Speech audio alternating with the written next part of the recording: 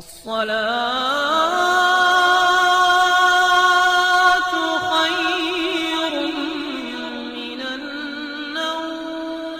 ناظرین میں خانہ کعبہ میں پیش آنے والے معجزے کے بارے میں آج آپ کو بتائیں گے۔ خانہ کعبہ کی چھت پر کون سا فرشتہ دیکھا گیا اور یہ کس مقصد کے لیے حاضر ہوا تھا، یہ جاننے کے لیے آج کی اس قیمتی ویڈیو کو آخر تک ضرور دیکھیے گا۔ اور اگر آپ ہمارے اس یوٹیوب چینل پر پہلی بار وزٹ کر رہے ہیں تو ریڈ بٹن پر کلک کر کے ہمارے سبسکرائبر ضرور بن جائیں تاکہ ہماری آنے والی تمام ویڈیو کی اپڈیٹس آپ کو بر وقت ملتی رہے۔ پیارے دوستو، کیا آپ جانتے ہیں کہ اس دنیا میں فرشتوں کا بھی ایک کعبہ موجود ہے؟ یہ جان کر یقیناً آپ حیران ہو چکے ہوں گے، لیکن زمین پر جیسے خانہ خدا انسان کے لیے قبلے کا درجہ رکھتا ہے تو ساتھ میں آسمان پر فرشتوں کا بھی خانہ کعبہ پایا جاتا ہے۔ اسے بیت المعمور پکارا جاتا ہے۔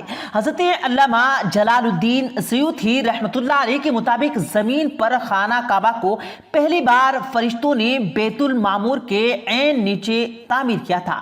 سورۃ الطور میں اللہ تعالیٰ نے جو 5 قسمیں کھائی ہیں ان میں سے ایک قسم بیت المعمور کی ہے، اور بیت المعمور 7ویں عرش پر موجود ہے جسے فرشتوں کا قبلہ کہا جاتا ہے۔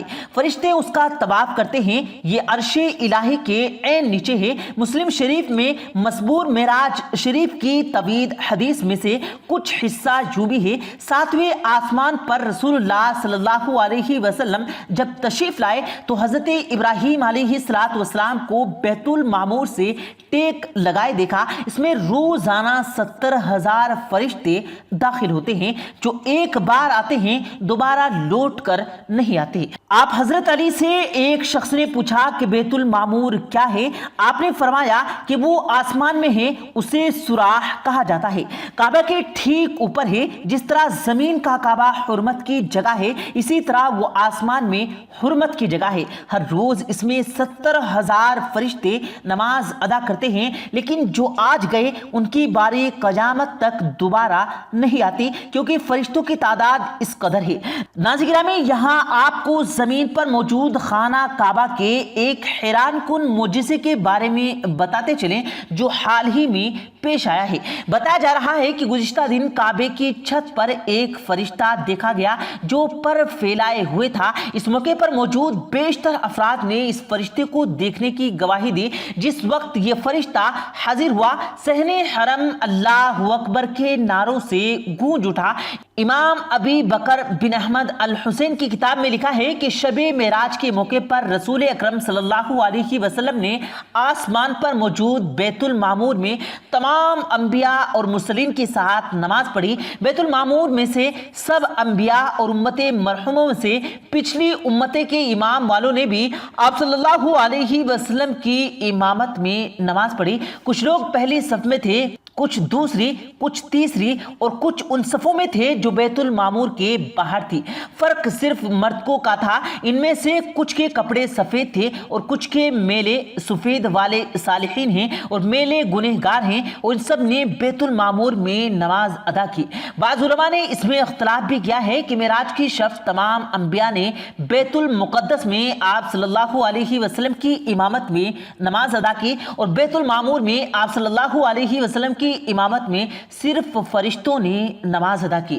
علامہ محمد باقر المجلسی نے بحر العلوم الانور میں لکھا ہے کہ بیت المعمور زمین اور آسمان کی پیدائش سے 50,000 سال پہلے تخلیق کیا گیا۔ روایت کے مطابق جبرائیل امین نے اس کے بارے میں بتایا ہے کہ اس میں روزانہ 70,000 فرشتے نماز پڑھتے ہیں، اور جبکہ اس میں ایک بار جو اس سے نکلتے ہیں تو دوبارہ وہ ان کے داخلے کی نوبت نہیں آتی۔ جو فرشتہ ایک بار بیت المعمور کا طواف کر لیتا ہے تا قیامت اس کی دوبارہ باری نہیں آ سکتی۔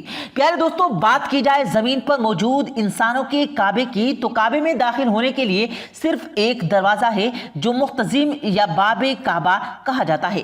باب کعبہ زمین یا حرم کے فرش سے 2.13 میٹر اوپر ہے۔ یہ دروازہ کعبہ اور شریف کی شمال مشرقی دیوار پر موجود ہے، اور اس کے قریب ترین دہانے پر حجر اسود نصب ہے جہاں سے طواف کی ابتدا کی جاتی ہے۔ خانہ کعبہ کے مقدس دروازے کی تنصیب اور تعظیم و آرائش تقریباً 14 ملین سعودی ریال سے ہوئی جو اس دیش پاکستان کے 37 کروڑ روپے سے زیادہ بنتے ہیں۔ قریش نے اپنے دور میں خانہ کعبہ کا طول 18 گز اور اندر جانے کے لیے صرف ایک ہی دروازہ رکھا تھا، وہ بھی بلندی پر تھا تاکہ اس کی مرضی اور اجازت کے بغیر کوئی اندر داخل نہ ہو سکے۔ پیارے دوستو، سعودی اخبار گجٹ نے اپنی رپورٹ میں تاریخی حوالوں کے ساتھ لکھا ہے کہ دروازے کی تعظیم و آرائش پہلی دفعہ 1944 میں شاہ عبد العزیز کے دور میں کی گئی، جبکہ دوسری دفعہ شاہ خالد اور شاہ فہد کے ادوار میں تعظیم و آرائش کا کام کیا گیا۔ سن 1977 میں شاہ خالد نے دروازے اور اس کی بہترین آرائش کا حکم دیا گیا۔ نئے دروازے کو 2.5 سینٹی میٹر موٹی الومینیم کی تہ سے بنایا گیا اور اس کی بلندی 3.1 میٹر تھی۔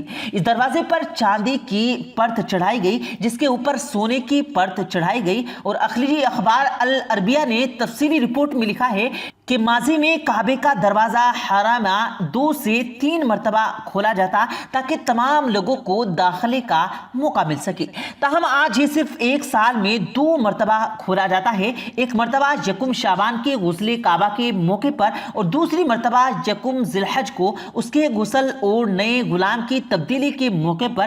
علاوہ ازیں یہ خیخاد میں حرمین شریف کی اجازت سے متعلق کے مہمانوں کے لیے بھی کھولا جاتا ہے۔ بیت اللہ کو عام داخلے کے لیے اب نہیں کھولا جاتا، اس کی وجہ مردوں عورتوں کی بے پناہ رش کی وجہ سے تخلیق اور نقصان پہنچانے سے بچانا ہے، بالخصوص جبکہ حالیہ چند سالوں میں حجاج کرام اور متعددین کی تعداد 20 لاکھ سے تجاوز کر چکی ہے۔ ایسی صورتحال میں کعبہ کے متولی اور سیکورٹی اہلکاروں کے لیے بیت اللہ کے تقدس کو برقرار رکھنا ممکن نہیں ہو سکے گا۔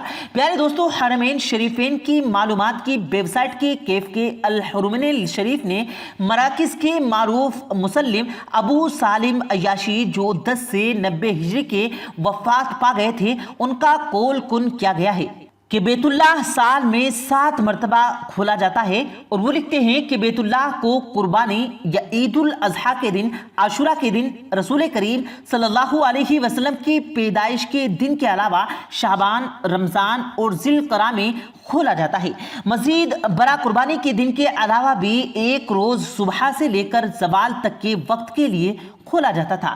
اس دوران کوئی بھی کعبے میں داخل ہو سکتا ہے، اور بیت اللہ کے علاوہ متولی ڈاکٹر صالحی زین العابدین الشیبی کعبے کا دروازہ کھولنے کی کارروائی کرتے ہیں، جہاں متولی کی جانب سے 2 افراد دروازہ کھولتے ہیں، ایک شخص چابی داخل کرتا ہے اور دوسرا قفل کو کھودتا ہے، اور یہ قفل تخت میں ہوتا ہے۔ کعبے کے دروازے کی اونچائی 2.4 میٹر اور چوڑائی 1.4 میٹر ہے۔ یہ دروازہ خالی سونے سے بنا ہوتا ہے۔ بیت اللہ یعنی خانہ کعبہ کا دروازہ اپنی تعداد سے لے کر آج تک تاریخی دور میں سربرستہ راؤ کا مشورہ رہا ہے۔